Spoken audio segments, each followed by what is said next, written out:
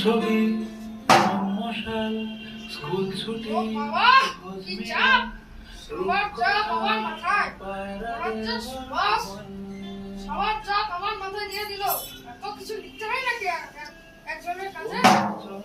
উফ কি গরম পড়েছে একটু ছাতাটাও ঠিক করে ধরতে পারো না উফ মেকআপ একটু ঠিক করে